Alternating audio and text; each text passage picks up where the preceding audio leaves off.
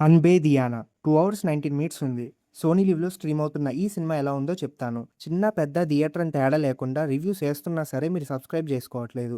Subscribe చేసి support చేయొచ్చుగా. Story line ఏంటంటే ఒక లోకల్ తమిళ్ అబ్బాయి అండ్ ఆంగ్లో ఇండియన్ అమ్మాయి మధ్య లవ్ స్టోరీయే ఈ 'అన్బే దియానా'. వీళ్ళ ఇద్దరి మధ్య ఎలాంటి కాంప్లికేషన్స్ వస్తాయి? వాళ్ళ ఫ్యామిలీస్ ఎలా రియాక్ట్ అవుతారు?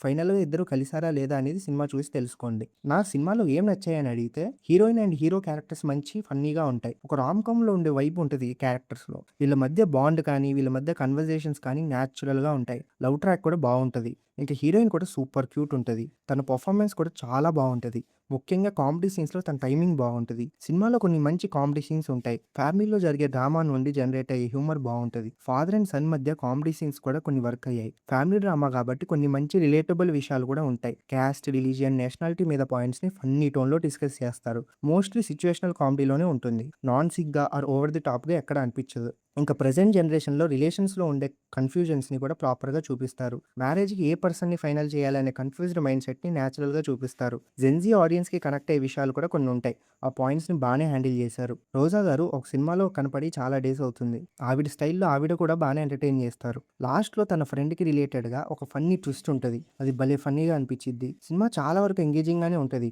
ఎక్కడ కూడా బోర్ అనిపియదు. ఒక ఫీల్ గుడ్ లైట్ హార్టెడ్ అంటారు గదా! అలాంటి అట్మాస్ఫియర్ ఉంటది సినిమా మొత్తం. మనం ఫ్యామిలీతో కూర్చొని చూడటానికి ఎలాంటి వైబ్ ఉండాలో అలా ఉంటది సినిమా. ఇంకా నెగెటివ్స్ గురించి చెప్పాలంటే రెగ్యులర్ స్టోరీనే ఉంటుంది సినిమాలో. మనం ఎన్నో ఇయర్స్ నుండి చూస్తున్న ఒక టెంప్లేట్ బేస్డ్ రైటింగే ఉంటది. ఒక ఫ్రెష్ స్టోరీ ఆర్ ప్రెజెంటేషన్ అయితే అస్సలు ఎక్స్‌పెక్ట్ చేయొద్దు. రెగ్యులర్ స్టోరీని కొంచెం ట్విస్ట్ చేసి ప్రెజెంట్ చేశారు. బట్ ఇలాంటి సినిమాలు చాలా చూసేసాం గదా! అని అయితే అనిపిస్తూ ఉంటది. ఎమోషన్స్ విషయానికొస్తే ఇంకా ఇంపాక్ట్‌ఫుల్‌గా రాసుండొచ్చు అనిపిచ్చింది. ఐ మీన్ ఈ ఫ్యామిలీ డ్రామాలో ఎమోషనల్‌గా ఇంకొన్ని మంచి సీన్స్ రాయడానికి స్కోప్ ఉండింది. యెస్, వాళ్ళు సటిల్ టోన్‌లోనే వెళ్దాం అనుకున్నారు. బట్ నేననేది సటిల్ టోన్‌లో కూడా ఎమోషన్‌ని సాలిడ్‌గా ప్రెజెంట్ చేయొచ్చు. ఇంకా తెలుగు డబ్బింగ్ పెద్దగా బాలేదు. రోజా గారి డబ్బింగ్ అయితే బ్యాడ్‌గా ఉంది.